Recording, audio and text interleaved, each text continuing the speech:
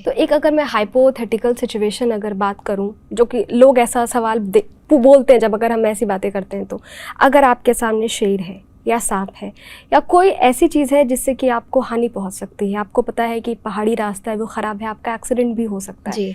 ऐसी सिचुएशन में हम कैसे काम रहे कि अरे ये सांप मुझे नहीं काटेगा या शेर मुझे नहीं खाएगा? आप जंगल से जा रहे हो और ये सब चीज़ें आएंगी ही आएंगी, ये तो हमें पता ही है ना। तो डेफिनेटली आपको तो तैयारी के साथ जाना चाहिए। पहली बात, ऐसे नहीं कि आ बैल मुझे मार, जानबूझ के तो कोई भी ऐसा नहीं करेगा। तो डेफिनेटली आप पूरे इक्विप होकर जाओगे, अपने साथ उन चीज़ों को लेकर जाओगे।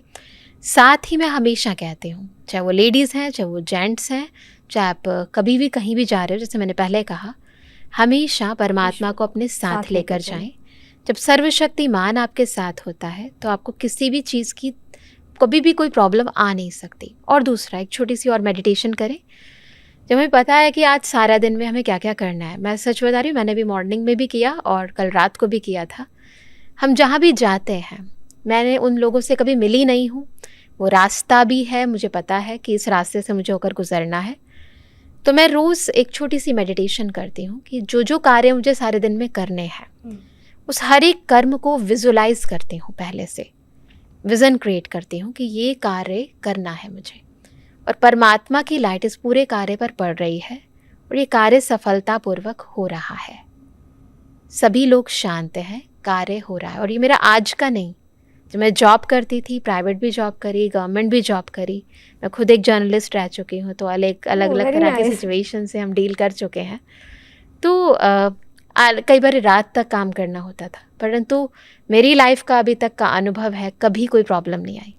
कारण यही होता है कि हम जब भी कहीं जाते हैं, है ना, हमेशा पहले उसका विज़न बना लें।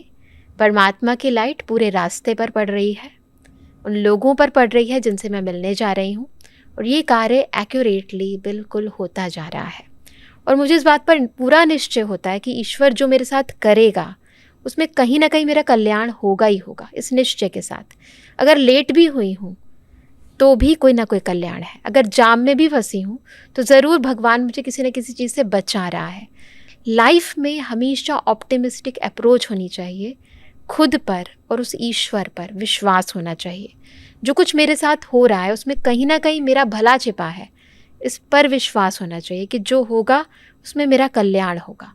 ऐसे नहीं कहा गया श्रीमद् भगवद गीता में कि जो हो रहा है वो भी अच्छा हो रहा है, जो होगा वो भी बहुत अच्छा होगा, जो हुआ था वो भी अच्छा हुआ था।